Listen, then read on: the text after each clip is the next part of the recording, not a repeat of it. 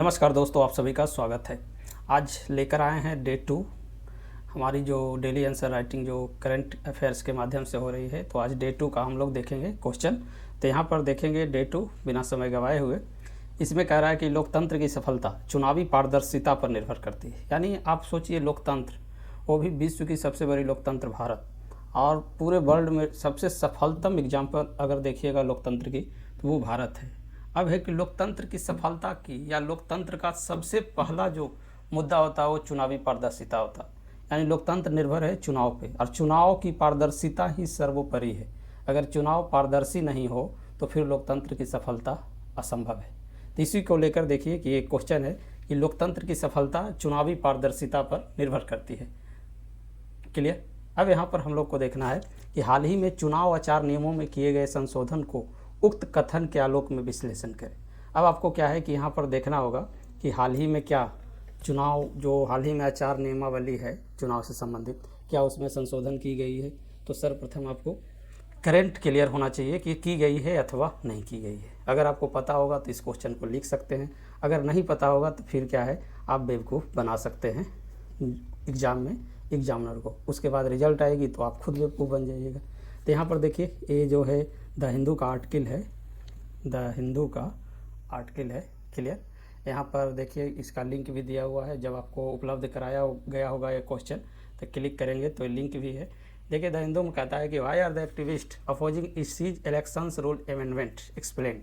यानी इसमें पूरा क्या है डिस्कशन किया गया है कि एक्टिविस्ट मतलब क्या है कि एक्टिविस्ट जो हैं, जो हमेशा देखिएगा किसी भी मुद्दे को लेकर वो सजग रहते हैं, और बहुत सारे देखिएगा कि चुनाव से संबंधित संशोधन हुए हैं, उसमें एक्टिविस्ट का बहुत बड़ा रोल रहा है। यानी देखिएगा लगातार चुनाव में संशोधन होते रहा है चुनाव की पारदर्शिता को, मतलब क्या है, पारदर्शिता के लिए। तो यहाँ पर भी देखिए वो लोग विरोध कर रहे हैं। तो हमारा क्वेश्चन तो आप लोग समझ गए। क्वेश्चन को अगर देखेंगे कि कितने पार्ट में है, तो क्वेश्चन यहाँ पर देख सकते हैं कि सर्वप्रथम है कि लोकतंत्र को आप बताइए, दूसरा क्या है चुनावी पारदर्शिता क्या है। लोकतंत्र से आप क्या है कि भूमिका की शुरुआत कर सकते हैं। अगर आप क्वेश्चन लिखते हैं तो अपनी भूमिका की शुरुआत लोकतंत्र को लेकर दे सकते हैं कि लोकतंत्र क्या है या लोकतंत्र के बारे में, और नहीं तो सीधे क्या है करेंट अफेयर्स से आप अपनी क्वेश्चन को शुरू कर सकते हैं। दूसरा पार्ट 1 यानी हमारा चुनावी पारदर्शिता बताना है कि कैसे लोकतंत्र की सफलता चुनावी पारदर्शिता पर निर्भर करती है। यानी ये जो स्टेटमेंट है इसको स्पष्ट आपको करना होगा हर हालत में, ये नहीं कि यहाँ से हाँ ये सब स्किप करिए। तो चुनावी पारदर्शिता क्यों ज़रूरी है, चुनावी पारदर्शिता से क्या प्रभाव पड़ता है, दूसरी चुनाव से संबंधित मुद्दे क्या हैं, क्यों पारदर्शिता की ज़रूरत है, तो ये आपको यहाँ पे चर्चा करना है। इसके बाद क्या है हाल ही में चुनाव आयोग के नियमों में किए गए संशोधन, तो यहाँ पर ये पार्ट 2 आपका आ गया। इसके बारे में आपको बताना है कि क्या संशोधन किए गए हैं, और इसके बाद क्या है विश्लेषण करने की बात आ रही है। फिर आप अपना एनालिसिस यानी पार्ट 3 जो है ये विश्लेषण कर दीजिए कि सही हुआ है या नहीं हुआ है, और अगर सही हुआ है तो फिर क्यों सही है, अगर गलत हुआ है तो क्यों गलत है, विश्लेषण यानी अपना पक्ष रख दीजिए। फिर आपका बारी आएगा निष्कर्ष। निष्कर्ष में आप इसी बात को लिख दीजिए कि किसी भी तरह की चुनावी पारदर्शिता को क्या है कि कम करने का कोई भी संशोधन या किसी भी रूल है जो लोकतंत्र के लिए सही नहीं है या घातक है, क्योंकि लोकतंत्र जो है 125 करोड़ देशवासियों की एक आवाज़ है। इस टाइप से आप भूमिका को लिखकर अपना समाप्त कर सकते हैं। चलिए हम लोग देखते हैं इस पर क्या किए हैं। तो देखिए टॉपिक है चुनावी पारदर्शिता, ठीक है, आचार नियमों में संशोधन।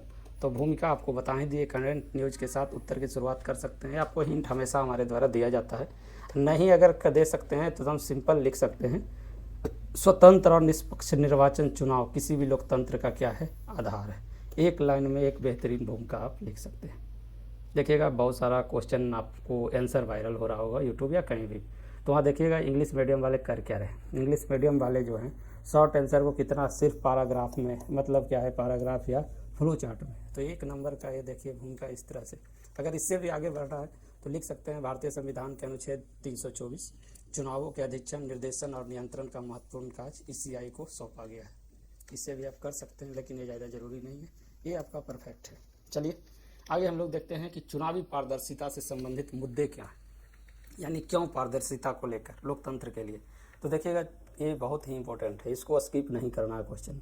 तो यहाँ शॉर्ट में आपको लाया गया है कि मुद्दा क्या है। तो काला धन की भूमिका, आप सुने होंगे कि बहुत ज़्यादा काले धन का उपयोग होता है, राजनीति का अपराधीकरण, अपराधियों का राजनीतिकरण, एक बहुत ही हमेशा चुनाव में देखिएगा ईवीएम पे मुद्दा उठते रहता है। हालांकि सरकार या सिस्टम को इस मुद्दे को शांत करना ही ज़्यादा ज़रूरी है। जब इलेक्शन होगा उसके बाद ईवीएम देखिएगा मुद्दा गर्म रहता है। तो चुनाव आयोग या सरकार या सुप्रीम कोर्ट, इन लोग की जिम्मेदारी बनती है कि इस मुद्दे को शांत किया जाए। यानी किसी भी एक भी व्यक्ति को इस पे कोई संदेह नहीं होना चाहिए। लोकतंत्र में सभी की आवाज़, सभी का अधिकार बराबर है। तो अगर एक भी आदमी इस पे सवाल उठा रहा है तो इसका मतलब क्या है, वो गलत है। फिर है मतदाताओं का उत्पीड़न। ये पहले बहुत ज़्यादा होता था। पहले क्या होता था कि राजनीतिक दल जो है हर एक बूथ वाइज क्या है डेटा का एकत्रण करते थे और देखते थे कौन सा ब्लॉक, कौन सा अंचल या कौन सा वार्ड से हमको वोट नहीं मिला है। तो जब वो चुनाव जीत जाते थे और उस वार्ड वाले आते थे तो उन्हें यही कहा जाता था कि क्या तुम वोट दिए हो जो आज आ गए हो मुंह उठाकर। इस टाइप का उत्पीड़न या किसी खास क्षेत्र के लोगों को पीटा जाता था, मतलब हैरेस किया जाता था। तो क्या है कि देखिएगा एक टोटलाइजर मशीन का इसमें प्रयोग किया गया। टोटलाइजर मशीन में क्या हुआ कि इसमें हर एक वार्ड या एक पता नहीं चलता, मतलब एक विधानसभा के बहुत बड़ा रीजन को एक बार में ही काउंटिंग कर दिया जाता है, जिससे क्या है कि मतदाताओं का जो उत्पीड़न होता था उस पर लगाम लगाया गया। फिर देखिएगा ईसीआई से संबंधित मुद्दे, राजनीति का एक मुद्दा होता है कि चुनाव आयोग का राजनीतिकरण है। चुनाव आयोग क्या है, फलना पार्टी का सदस्य के रूप में काम करता है, बहुत सारा तो ये है। फिर देखिएगा पेड न्यूज, हिंसा, दंगा, फेक न्यूज, डाटा माइनिंग। फिर मतदाताओं के विश्वास की क्षति पहुँचती है। सुनते होंगे कि बहुत सारे लोग वोट देने में इंटरेस्ट नहीं रखते हैं क्योंकि उनको लगता है कि वोट देने से मेरा कोई फ़ायदा नहीं हो रहा है। तो सबसे ज़्यादा लोकतंत्र में इस चीज़ की क्षति नहीं होनी चाहिए, यानी मतदाताओं के विश्वास की। तो चुनावी पारदर्शिता से संबंधित जो है ये सब महत्वपूर्ण मुद्दे हैं। हालांकि चुनाव से भी संबंधित ये क्या है, मुद्दे हैं, क्योंकि चुनावी पारदर्शिता अगर नहीं होगी तो सबसे ज़्यादा हानि ये होगी। क्लियर? तो ये है चुनावी पारदर्शिता से संबंधित मुद्दे। अब हम लोग चलेंगे कि चुनावी प्रक्रिया में पारदर्शिता का महत्व क्या है। हम आपको बताए थे कि चुनावी पारदर्शिता क्या है, मुद्दे क्या हैं। इसके बाद चुनावी प्रक्रिया में पारदर्शिता का महत्व क्या है। तो देखिएगा पारदर्शी चुनावी प्रक्रिया होनी चाहिए मतदाताओं के विश्वास के निर्माण के लिए, जवाबदेही को बढ़ाने के लिए, भागीदारी को बढ़ावा देने के लिए, चुनावी धोखाधड़ी पर रोक लगाने के लिए, सूचना तक समान लोगों पहुँच के लिए, चुनावों की निष्पक्षता का आकलन के लिए। तो ये जो है आप फ्लो चार्ट के माध्यम से भी इसको क्या है अपने आंसर में जगह दे सकते हैं। और सब ये फ्लो चार्ट से जितना कम लिखिए। इसके बाद हमारा दूसरा मुद्दा आता है कि हाल ही में केंद्र सरकार ने इस पर मुद्दा क्यों ले, यानी आचार नियमावली में जो संशोधन हुआ है उसको हम लोग पार्ट 2 में जगह दें। तो देखिए हाल ही में केंद्र ने चुनाव आचार नियमों में संशोधन किया है ताकि चुनाव दस्तावेज के एक भाग तक जनता की पहुँच को प्रतिबंधित किया जा सके। यानी जनता की पहुँच को प्रतिबंधित करना अपने आप में क्या है, चुनावी पारदर्शिता पर सवाल उठा रहे हैं और यही क्वेश्चन का क्या है, मुख्य डिमांड है। हालिया संशोधन क्या है, तो विधि एवं न्याय मंत्रालय द्वारा चुनाव संचालन नियम 1961 के नियम 93(2) में संशोधन लाया गया। चुनाव प्रक्रिया में सीसीटीवी वीडियो फुटेज जैसे इलेक्ट्रॉनिक रिकॉर्ड तक पहुंच को प्रतिबंधित कर दिया गया। अब देखिए क्या है कि हाल ही में लोकसभा चुनाव या कोई भी चुनाव होता है तो जो हारते हैं उनको लगता है कुछ ना कुछ मेरे साथ क्या है, अन्याय हुआ है।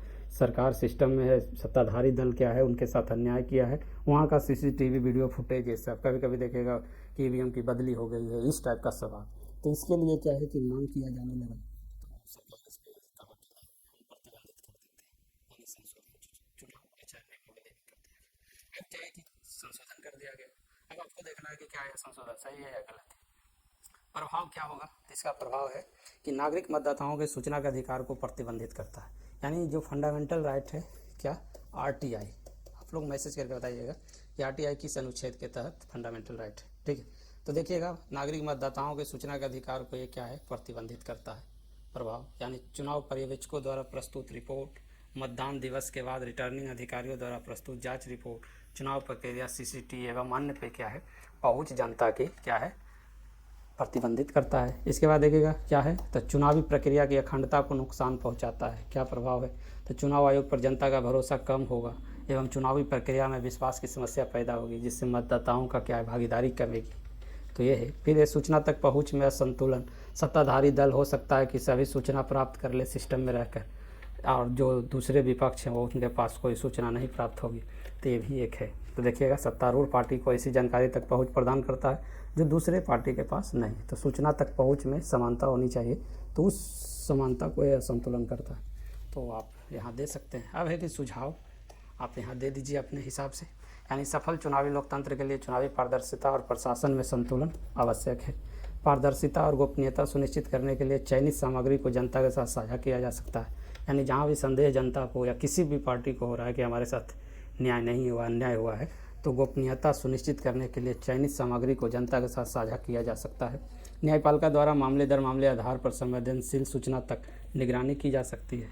यानी यहाँ पर न्यायपालिका की भूमिका को बढ़ाया जाए कि अगर इसका कुछ दुरुपयोग होगा तो क्या होगा कि एक्शन ले।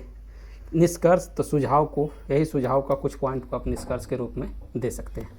इसके बाद क्या है कि एक्स्ट्रा है कि ये जो संशोधन आई, सरकार का क्या पक्ष है, सरकार क्यों लाई, सरकार का इसके पीछे तर्क क्या है। तो मतदान की गोपनीयता के उल्लंघन को रोकने के लिए सरकार कहती है कि मतदान की गोपनीयता के उल्लंघन को रोकने के लिए लाएँ।